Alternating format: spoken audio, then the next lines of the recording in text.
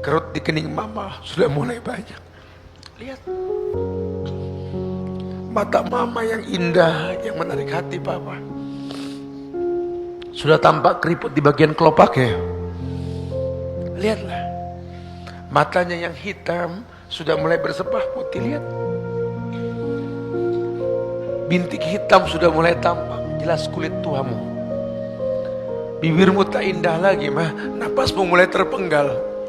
Ya Allah, kau sisakan waktu yang singkat untuk aku mendapat ridhonya.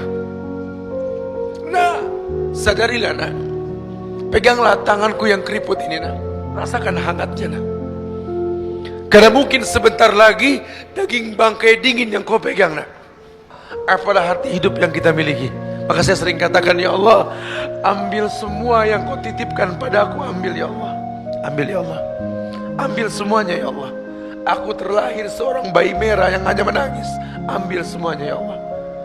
Tapi tolong ya Allah, jangan pernah kau ambil tali kasihku pada kedua orang tuaku.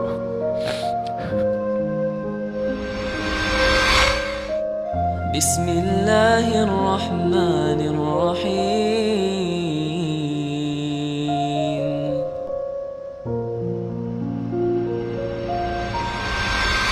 Posisi kita sebagai anak adalah untuk berbakti kepada kedua orang tua. Apapun kondisinya. Mungkin orang tua kita bukan orang baik, atau dia orang baik. Siapapun dia, Allah telah percayakan kita diletakkan dalam rahimnya. Sehingga saya sering mengatakan kepada teman-teman yang suka mencemooh keputusan Allah. Belakangan ini kan kalau rujukan agama kepada Saudi, Mekah, Madinah sering diidentikan dengan pemahaman Wahabi, betul. Hujatan, cacian, makian buat negeri Arab, seakan-akan tak ada kemuliaan di dalamnya. Saya suka balik bertanya sama mereka yang suka menghujat. Allah masih percayakan Haramain, ada Ka'bah, ada Madinah, dan banyak hadis yang memuliakan dua kota suci tersebut. Sekarang kalau Allah ajarkan kita untuk memuji karena Allah puji keduanya, kenapa kita nggak belajar mempercayainya? Sama seperti ketika kita ke orang tua. Makin tinggi ilmu yang kita miliki, makin tinggi jenjang pendidikan kita, seakan-akan terbukalah keburukan di hadapan kita. Dan orang yang paling dekat dengan pandangan kita adalah orang tua kita. Kita menjadi hakim buat mereka. Kita lupa bahwa Allah pernah titipkan kita melalui mereka. Kita lupa bahwa yang kita butuhkan itu bukan pengakuan salah dari mulutnya. Tidak. Apapun kondisinya, yang Allah ajarkan kepada kita, sahibhuma fid dunya ma'rufah. Jadikan keduanya sahabat. Sahabat dalam hidupmu. Coba kalau sudah pakai bahasa persahabatan, kamu ketemu sahabat bahagianya seperti apa coba? Harap-harap cemas dengan kedatangannya. Bertemu ketika reuni dengan sahabat-sahabat di masa lalu.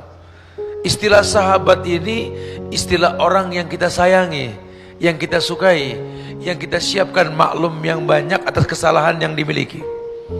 Nah, Allah katakan sahibhuma fid dunya ma'rufah. Bahkan ditambahkan ma'rufah, terang-terangan. Jadikan orang tuamu sahabatmu. Mungkin kau lihat kesalahannya, siapkan maklum untuknya. Tujuannya apa?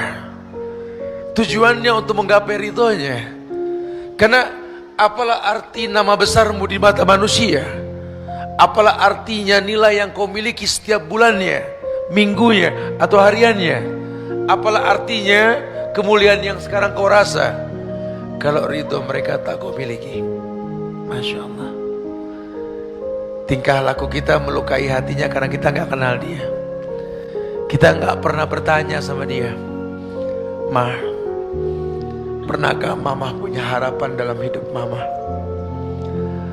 Anakmu ini mama pengen jadi apa? Tanya. Kita nggak pernah bertanya begitu. Kita lupa dia juga manusia yang punya harapan. Dulu waktu dia menikah dengan ayah kita, dia juga punya sejuta harapan. Pun ketika mengandung kita, ketika melahirkan kita, dia pun punya harapan. Cuma bergulirnya waktu, masa tak berulang, banyak harapan yang pupus di tengah jalan. Padahal tidak ada kata terlambat. Kalaupun dia pengen kita jadi orang sukses, di hati kecilnya tetap yang dia butuhkan anak yang saleh. Anak yang mengerti bahwa makin hari orang tuanya makin penuh dengan kekurangan. Ada sepasang suami istri yang baru menikah. Dia gandeng tangan istrinya. Dia datangi orang tuanya setelah dia berjalan, setelah acara pernikahan. Orang kita bilang honeymoon lah. Selesai honeymoon dia pulang dengan muka berseri keduanya. Assalamualaikum ma. Assalamualaikum pa. Gandeng tangan pasangannya, berharap orang tuanya bahagia melihat kebahagiaan dia. Tapi ternyata orang tuanya malah bermurung muka, tidak bahagia seperti yang diharapkan. Saya bingung sama orang tua saya. Lawang kami nikah restu dia, ketika kami berbahagia, ingin berbagi bahagia dengannya, tapi mukanya murung. Ustaz, salah apa kami? Allah Karim. Iya, seperti ketika kita kecil dulu merengek waktu ayah kita mau kerja, betul? Orang ayah kerja buat nyari uang, buat beli makanan buat kalian rengekin. Jangan pergi. Terus kalau nggak pergi siapa yang ngasih makan, kan begitu? Iya, kekerdilan kita saat itu karena kita nggak tahu apa yang dikerjakan. Sama orang tua kita pun sekarang kayak anak-anak. Coba sekali-kali kau datangi dia berdua. Assalamualaikum ma. Waalaikumsalam. Saya nggak bisa tidur mas beberapa hari ini. Kenapa? Melihat muka mama nggak bahagia ketika saya gandeng pasangan saya kemarin. Kenapa ma? Jujur kenapa? Dia akan berkata, ya Allah nak, hati ini nggak bisa didustai nak. Ketika kau gandeng tangan lentik, jari lentik istrimu, mama melihat tangan mama sendiri nak. Ya Allah, udah berapa lama tangan keriput ini tak digandeng oleh anakku. Ya Allah, dulu tangan ini ketika melepas pegangan tangannya, kau menangis nak. Sekarang mama cuma bisa melihat, Masya Allah. Mama cemburu nak. Kau letakkan kepalamu di pundak kekasihmu nak, istrimu. Dulu kamu pernah meletakkan kepalamu di pundakku. Enggak tahu nak, ini timbul dengan sendirinya nak. Makin hari ibumu ini makin tua nak, bukan makin muda. Makin merasa ada yang hilang dalam hidup.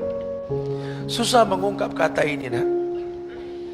Dulu kau pernah tidur di atas pahaku nak, kubalur kau dengan doa nak.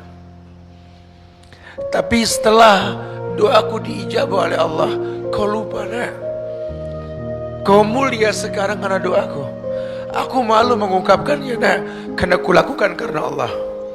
Tapi sebenarnya kalau kau dekat denganku nak, ketika kau aku ajarkan kepadamu makan, kusuapkan kau dengan pisang yang kuhaluskan, kau tatap wajahku nak. Ketika kau sudah mulai dewasa, ku bikin kapal-kapalan dari sendok nak. Ayo kapal. Kau lupa nak, nasi bungkus yang pernah ibu beli untuk berbuka. Kau lupa nak, bahwa wajah ibumu ini makin hari ini makin menua nak. Harusnya kau sadar nak, ibumu bukan ibumu yang 10 tahun yang lalu nak, yang menyiapkan maklum yang banyak untukmu nak. Tapi sekarang ibu berusaha untuk berharap kau pun punya maklum untuk ibumu nak. Ibumu pun berharap nak, kau siapkan maklum yang banyak. Cuma ibu tak bisa paksa nak, karena dunia sudah mengakui kasih ibu sepanjang jalan, kasih anak sepanjang dalam. Nah, kalau dalam hidupmu kau rasakan kesulitan nak, ketahuilah Innallaha ta'ala la yunalu ma indahu illa bita'ah. Kau berharap di sisi Allah semua kemuliaan, tak akan pernah kau dapat kemuliaan tersebut nak, kecuali kau mentaati Allah. Demi Allah nak, ridhokulah yang memudahkanmu nak, karena ridhonya Allah dalam ridhoku nak. Cuma untuk keluar kalimat tersebut tidak semudah mengeluarkannya nak, butuh persahabatan di antara kita. Dan seorang sahabat adalah yang bisa memaklumi sahabatnya. Kalau nanti ibumu banyak kekurangan nak, kau tahu nak, aku bukan aku yang dulu. Kalau dulu kau bawa teh manis tumpah, aku tersenyum sambil berkata, kamu ini, sambil diseka itu tumpahannya. Tapi nanti ketika aku bawakan kau minum tumpah di rumahmu dengan ubin marmer yang mewah, karpet yang tebal dan mahal, maukah kau menyiapkan maklum lagi seperti kusiapkan maaf untukmu nak? Kalau kau sulit menatap wajah ibumu ketika hidup ini nak, cobalah nak, luangkan sedikit waktumu nak. Temui aku ketika aku tak sadar kau datang nak, ketika aku tidur. Dulu aku pernah membuka kamarmu nak. Aku teringat sabda Nabi yang mendoakan Hasan dan Husain, u'idzukuma bikalimatillahi tammah min kulli syaitan rajim min hamatin wa min ainin lama. Aku pun pernah membuka kamarmu nak. Kubacakan doa ketika kau tak sadar, aku mendoakanmu nak. Aku bangun di malam hari, tak ada yang tahu, kupanjatkan tangan ke langit, ku minta kepada Allah, Rabbi habli minas solihin. Kau tak tahu nak, aku berharap kau tahu. Datanglah nak, ketika ibumu terlelap nanti nak, tatap wajah tua ini nak, berbisiklah dengan hatimu nak, subhanallah, mama, kerut di kening mama sudah mulai banyak. Lihat mata mama yang indah, yang menarik hati papa. Sudah tampak keriput di bagian kelopaknya. Lihatlah, matanya yang hitam sudah mulai bersepah putih. Lihat, bintik hitam sudah mulai tampak jelas kulit tuamu. Bibirmu tak indah lagi mah, napasmu mulai terpenggal. Ya Allah, kau sisakan waktu yang singkat untuk aku mendapat ridhonya. Nah, sadarilah nak, peganglah tanganku yang keriput ini nak, rasakan hangatnya nak. Karena mungkin sebentar lagi daging bangkai dingin yang kau pegang nak.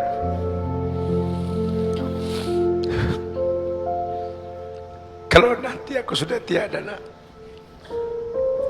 kau bisa berbakti mendoakanku. Kau bisa berbakti memohonkan ampun untukku. Tapi tak lagi kau bisa dapat ridhoku nak. Kau tercipta untuk berbakti nak, bukan menjadi hakim dalam hidupku. Kau lihat, hari bergulir, waktu berganti, orang tuamu makin punya kekurangan nak. Ilmu yang kau miliki jadikan sebagai sebab tambahnya pemahamanmu. Kau butuh mereka seperti mereka butuh dirimu. Tidak ada yang sulit di atas dunia ini. Bahkan kematian pun tak terasa sakit. Ini yang dipertontonkan oleh Abdullah bin Zubair, Zubair bin Awam, ayahnya. Abdullah bin Zubair ketika kematian ingin mendatanginya, yang dia temui ibunya Asma binti Abu Bakar. Ibunya yang sudah buta, Asma di hari tuanya buta. Zubair berkata kepada ayahnya, kepada ibunya, duhai ibu, mungkin ini perjumpaan kita yang terakhir. Kenapa kau berkata seperti itu wahai Abdullah bin Zubair? Pasukanku sudah terjepit, musuh akan membunuhku. Al-Hajjaj As-Saqafi, doakan anakmu ibu, berilah ridhomu padaku. Asma berkata kepada Abdullah bin Zubair, wahai anakku, peluklah ibumu. Mungkin ini pelukan yang terakhir untukmu. Ketika dipeluk, Asma merasakan ada baju besi di badan anaknya yang ingin menghadapi kematian melawan musuhnya. yang dia dalam posisi terjepit. Ketika dipeluk, Asma yang buta merasakan ada baju besi yang menghalangi antara badannya dengan badan anaknya. Dilemparkan anaknya sambil berkata, buka bajumu nak, buka bajumu, buka baju besimu nak. Inikah anak Zubair bin Awam? Inikah cucu dari kekasih Rasulullah Abu Bakar As-Siddiq, As-Siddiqul Akbar? Inikah anak dari Asma, pemilik 2 ikat pinggang, ingin menghadapi kematian, memohon ridhoku dengan baju besi yang kau pakai? Buka bajumu nak, temui kematianmu nak. Tiap tetes menjadi saksi di akhirat nanti. Ibumu ridho nak. Terjadi kematian, ridhonya ibu tidak membuat dia panjang umur, dia mati. Karena kullu nafsin dha'iqatul maut, setiap yang hidup pasti didatangi oleh kematian. Dan terlaknatnya Al-Hajjaj As-Saqafi ketika sudah mati ini Abdullah bin Zubair bin Awam, ini disalib dia di atas sebuah batang kayu dan dicemooh. Asma mendatangi anaknya sambil mendoakan keridhaan dan tunggu ibumu di pintu surga. Kata Al-Hajjaj As-Saqafi, lihatlah pengkhianat telah mati terbantai, inilah anak yang kau banggakan. Jaga lisanmu wahai pengkhianat. Anakku meninggal dalam keadaan syahid karena ridhoku. Subhanallah. Ini yang kita nggak pernah paham, kapan kematian mendatangi kita. Semua orang terfokus dalam penaklukan dunia, padahal ujung hidup yang terpenting adalah wala tamutunna illa wa antum muslim. Jangan sampai kalian wafat kecuali dalam keadaan Islam. Sehingga kita butuh ridho orang tua kita untuk menutup hari kita dalam ketundukan kepatuhan kepada Allah. Apalah arti hidup yang kita miliki. Maka saya sering katakan, ya Allah, ambil semua yang kau titipkan padaku, ambil ya Allah, ambil ya Allah, ambil semuanya ya Allah. Aku terlahir seorang bayi merah yang hanya menangis, ambil semuanya ya Allah. Tapi tolong ya Allah, jangan pernah kau ambil tali kasihku pada kedua orang tuaku. Subhanallah, tidak ada yang tulis, tidak ada yang sulit di atas dunia ini. Kalau ridha orang tua sudah kita miliki, sahabat yang Allah muliakan, wallahi kemuliaan dekat dalam kehidupan kita. Maka ketika ayat mengatakan sahibhuma fid dunya ma'rufa, jadikan kedua orang tuamu, siapapun dia, sahib, sahabat ma'ruf yang transparan. Kalau perlu kita bangga bawa orang tua kita, seperti kita bangga mengajak teman hidup kita. Ajak dia ke sebuah tempat yang kita sering ajak teman-teman kita ke sana, ke tempat yang mewah. Coba sekali-kali kau berikan dia pakaian yang bagus, kirimkan ke orang tua kita. Hei, kau bawakan apa ini nak? Itu baju baru mah, pakai mah. Buat apa baju baru buat mama? Saya pengen jalan sama mama. Seperti kita kasih ke orang teman kita, pakailah. Kalau nanti kau berjalan denganku dengan pakaian yang seperti ini, Masya Allah. Coba bikin bangga hatinya. Ajak dia ke sebuah tempat makan yang mewah. Kalau memang kita mampu silakan. Atau ke tempat makan yang memang dia sukai, lakukan. Atau paling tinggi, yang paling indah, mengumpulkan 2 pemandangan mulia di muka bumi ini. Kumpulkan uang, mulai kita pikirkan. Kalau benda dunia bisa kita cicil, kenapa kita nggak berpikir umrah untuk kedua orang tua kita? Kalau perlu jejak sahabat ini memberikan fasilitas buat teman-teman ini untuk tabung umrah, sehingga satu waktu nanti kita, ya Allah semoga dimudahkan, saya akan bimbing kalian, bawa orang tua kalian, yuk kita putari Ka'bah, tatap 2 pemandangan indah di muka bumi ini, memandang Ka'bah, memandang wajah orang tua. Karena 2 benda inilah yang kalau kita lihat, sunnah kita membaca doa. Bacalah doa ketika melihat Ka'bah, Allahumma antas salam wa minkas salam fahayna rabbana bisalam. Tapi kalau melihat wajah orang tua, Allah yang mengatakan waqfid lahuma janaha dhulli minar rahmah wa qul rabbirhamhuma kama rabbayani shaghira. Merendahlah kau di hadapan orang tuamu sambil kau tatap wajahnya, sambil kau katakan rabbirhamhuma kama rabbayani shaghira. Ya Allah, kasihi mereka ya Allah, seperti mereka mengasihiku waktu aku kecil dulu ya Allah. Lihat cara Islam. Tujuannya jelas. Tidak ada yang sulit di muka bumi ini kalau ridho Allah sudah kita gapai.